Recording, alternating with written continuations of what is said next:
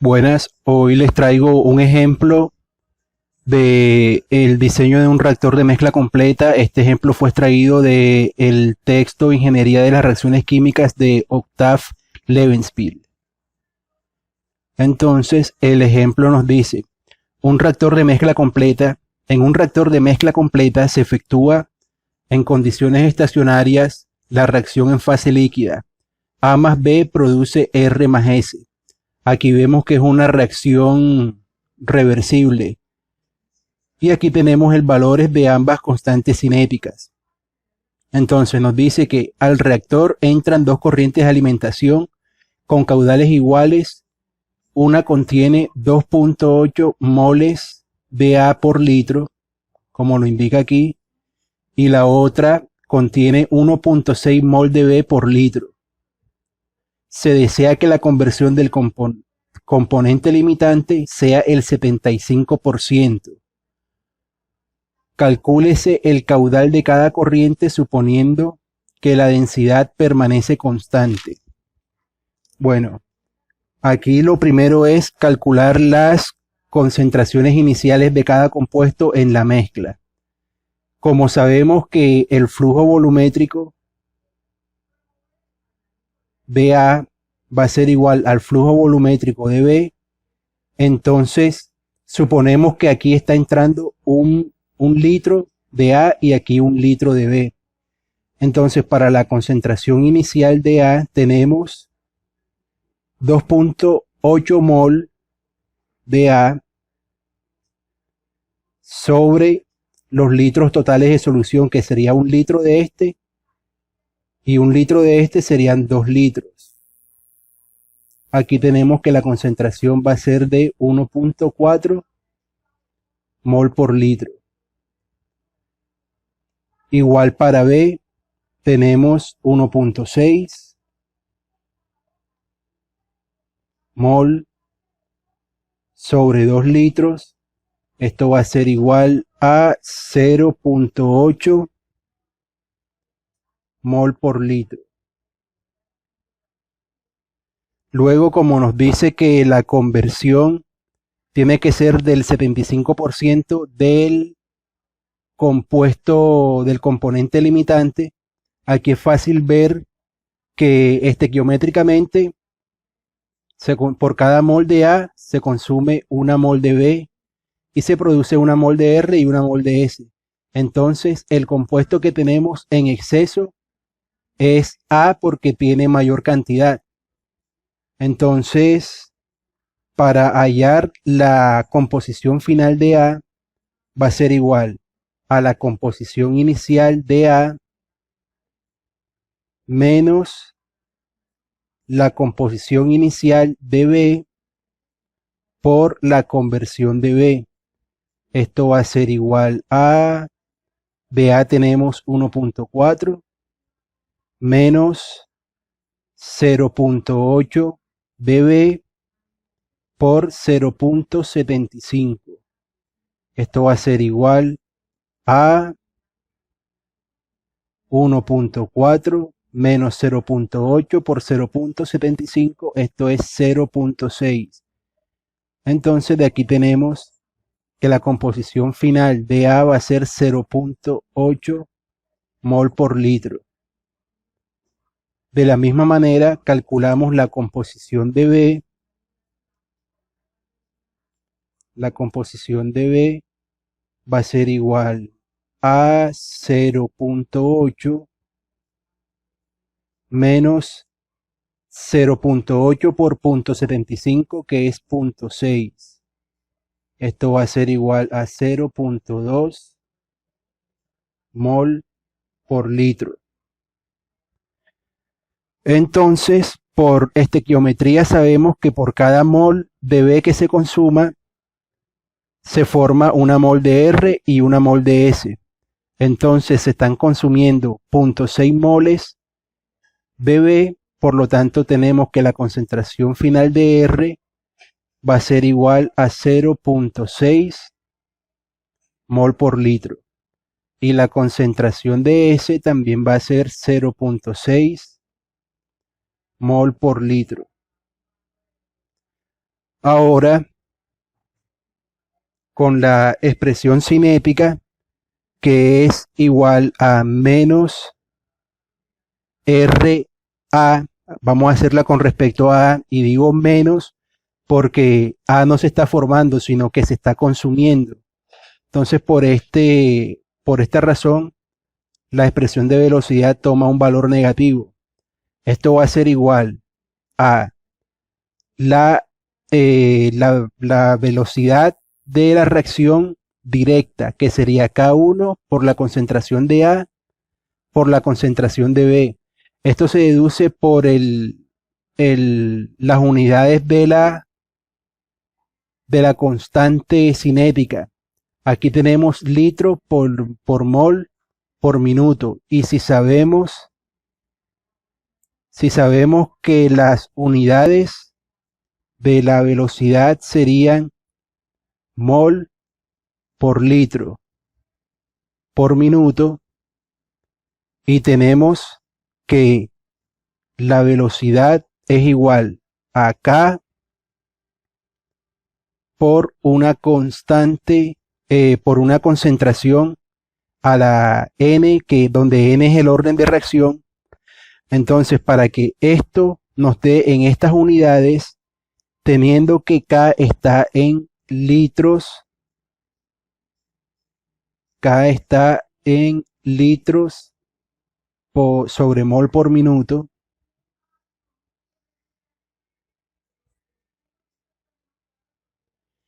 necesitamos tener entonces, si la concentración es mol por litro, aquí vemos que este con este se cancelan aquí y aquí. Entonces, ¿qué necesitamos? Una reacción de orden 2. Pero como en este caso la reacción depende de dos componentes, entonces sería de orden 2 global, pero de primer orden con respecto a cada uno de los componentes. De esta manera deducimos la ecuación de velocidad para este sistema, para la reacción directa y análogamente para la reacción inversa. Entonces tenemos que K1 va a ser igual a la concentración de A por la concentración de B. Esta es la reacción directa. Ahora la reacción inversa sería K2 por la concentración de R, que en este caso, en la reacción inversa, R serían los reactivos, por la concentración de S. Se hace de la misma forma como expliqué anteriormente porque ambas constantes tienen las mismas unidades. Entonces, ya habiendo calculado las concentraciones finales para cada compuesto y teniendo los valores de las concentraciones, de las constantes cinéticas, tenemos que para K1 son 7 litros por mol por minuto. Esto va a multiplicar a la concentración de A, que es 0.8 mol por litro, por la concentración de B, que es 0.2 mol por litro, menos la constante 2, que es 3 litros por mol por minuto, multiplicado la concentración de R, que sería 0.6 mol por litro, por 0.6 mol por litro. Entonces, esto puede ser escrito como 0.6 mol por litro al cuadrado. Luego de introducir todo esto en la calculadora, nos da que la velocidad de reacción de A, o sea, la velocidad a la que se consume A, va a ser de 0.04 mol por litro por minuto.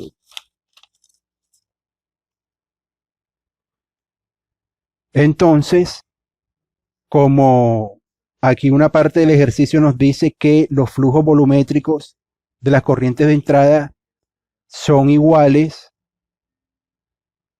partiendo de la ecuación que ya fue demostrada con anterioridad, pero igual vamos a hacerla, sería la concentración de A a la entrada por el flujo volumétrico inicial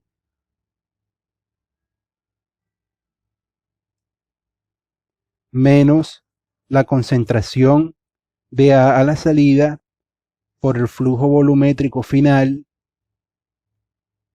Esto va a ser igual a menos la velocidad por el volumen de reacción.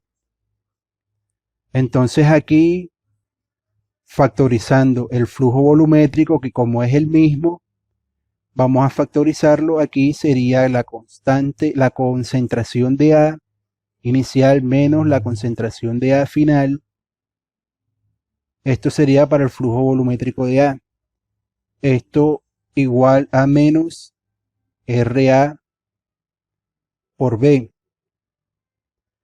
Entonces, si dividimos todo esto por el flujo volumétrico de A, nos va a quedar esto en función del tiempo de residencia, que sería igual a la concentración inicial de A menos la concentración final de A sobre menos la velocidad de reacción de A.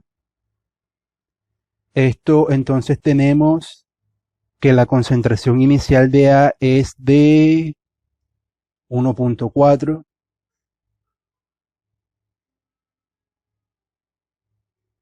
menos la concentración final de A, que es de 0.8 menos la velocidad de A, de reacción de A, que es 0.04. Esto va a ser igual a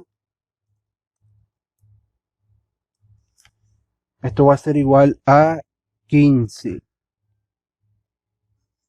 Pero como las concentraciones, la velocidad está en mol por litro por minutos, entonces esto sería igual a 15 minutos. Pero como ya sabemos que el volumen sobre el flujo volumétrico es igual a el tiempo de residencia. Y sabemos entonces que el flujo volumétrico a la entrada va a ser igual al flujo volumétrico de A más el flujo volumétrico de B. Y como el flujo volumétrico de A es igual al flujo volumétrico de B, podemos decir que el flujo volumétrico total va a ser igual a 2 veces el flujo volumétrico de A.